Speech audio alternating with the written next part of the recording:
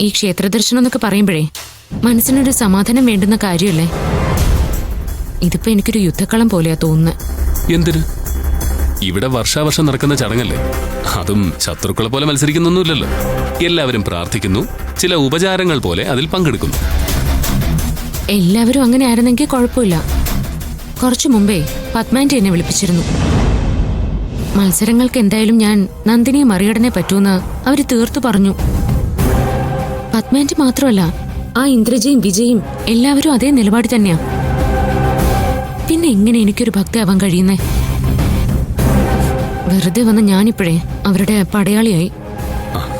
മഞ്ജു, അവരുടെ കുടുംബ പ്രശ്നങ്ങൾ വെച്ച് അവരങ്ങനെയൊക്കെ ആഗ്രഹിക്കുന്നു. താനത് വിട്ടേക്ക്. പക്ഷേ നാളത്തെ മത്സരത്തിന് നമുക്ക് എങ്ങനെയെങ്കിലും ജയിക്കണം.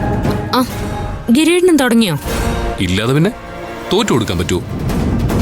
നാളെ രാവിലെ ക്ഷേത്രത്തിൽ വന്ന് തടിച്ചു കൂടുന്ന ആളുകളുടെ മുമ്പില് എന്റെ ഭാര്യ ജയിച്ചു നിൽക്കുന്നത് എനിക്കൊരു അഭിമാനമല്ലേ? ശരി, ഇതെന്താ ഈ 1000 വിളക്ക്? അതിനെക്കുറിച്ച് വല്ല ധാരണയുണ്ടോ? ഞാൻ അവിടെ ക്ഷേത്ര ജീവനക്കാരോട് ചെറുതായിട്ടൊന്ന് ചോദിച്ചു. ഈ 1000 വിളക്കെന്ന് പറയുന്നത് ഒരു സങ്കല്പമാ. ഇവിടുത്തെ ദേവിയുടെ 1000 കണ്ണുകൾ ജ്വലിച്ചു നിന്നു എന്നാണല്ലോ ഐതിഹ്യം. അതുപോലെ വിളക്ക് കത്തിക്കുക. പക്ഷേ കത്തിക്കാൻ അങ്ങനെ ഒരുപാട് വിളക്കൊന്നും ഉണ്ടാവില്ല.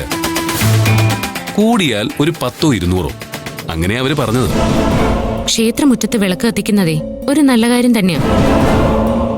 അതിൽ എനിക്കൊരു മടിയുമില്ല. പക്ഷേ തോൽക്കോ ജയിക്കോ അത് നിശ്ചയിക്കാൻ ഞാൻ ആരുമല്ല.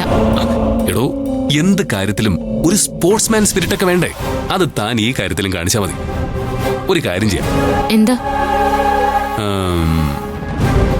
ഈ മത്സരം ജയിക്കാന്നുള്ളത് നമുക്കൊരു നേർച്ചയായിട്ടങ്ങ് എടുത്താലോ?